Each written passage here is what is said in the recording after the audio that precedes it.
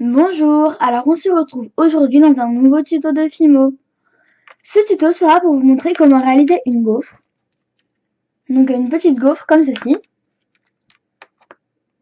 Donc déjà je tiens à m'excuser pour mes ongles parce que j'ai pas eu le temps de les refaire. Donc vous voyez, elles sont très très moches. Donc je tiens à m'excuser, hein, j'ai pas remis le vernis, bon voilà. Donc ce sera pour faire une gaufre. Avec la décoration de votre choix dessus. Moi j'ai décidé de mettre de la chantilly avec des cannes fraises. Mais c'est vraiment vous qui décidez, hein, c'est votre choix. Vous choisissez.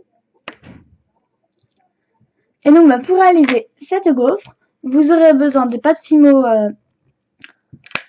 de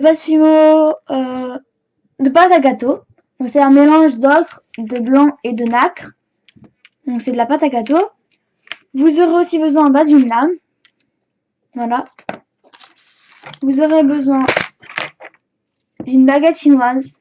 Donc, enfin, pas forcément d'une baguette chinoise, mais en l'occurrence, la mienne, c'est carré au bout. À peu près. Donc ça peut faire les trous. Sinon vous trouvez quelque chose avec un bout carré et puis ça marche très très bien. Mais bon, moi en l'occurrence j'ai pris ça. Vous pouvez aussi pour la décoration prendre de la chantilly, comme moi, avec une canne fraise. Il y a une canne comme vous voulez. Moi en l'occurrence j'ai pris celle-ci. Voilà. Et bien sûr vous aurez besoin de clouailles, de Fimo liquide et de vernis Fimo pour après la cuisson, et bien pour mettre le clouaille, etc.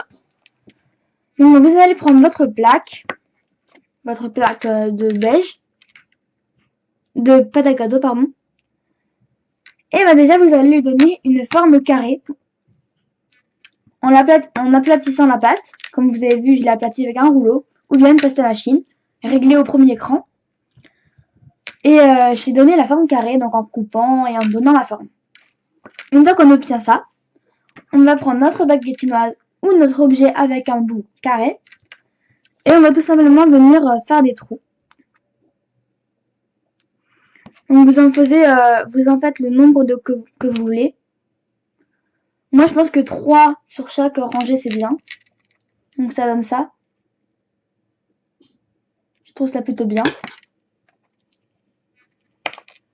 Et vous pouvez en faire 3 comme ça, ou 4.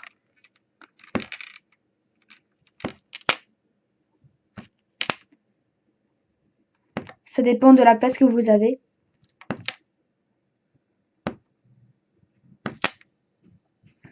Donc après aussi, vous pouvez plus enfoncer ou moins. C'est votre choix. Donc moi, j'ai pas forcément beaucoup enfoncé.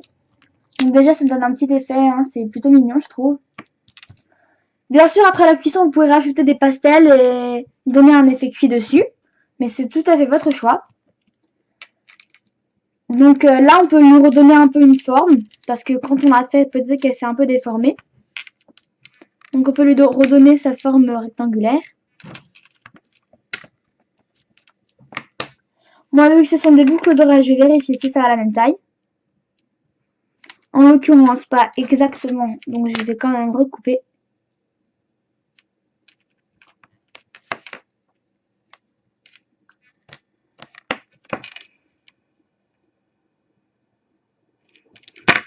Et bon, voilà, moi, ça y est, j'ai fini.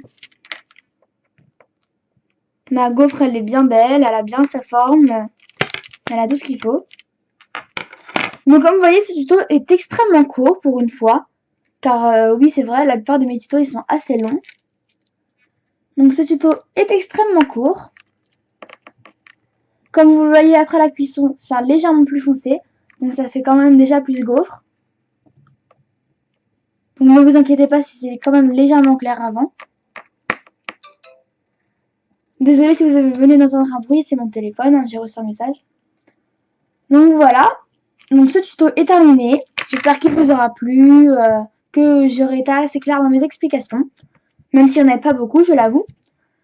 Donc il ne vous reste plus qu'à mettre de la chantilly si vous le voulez, après la cuisson bien sûr.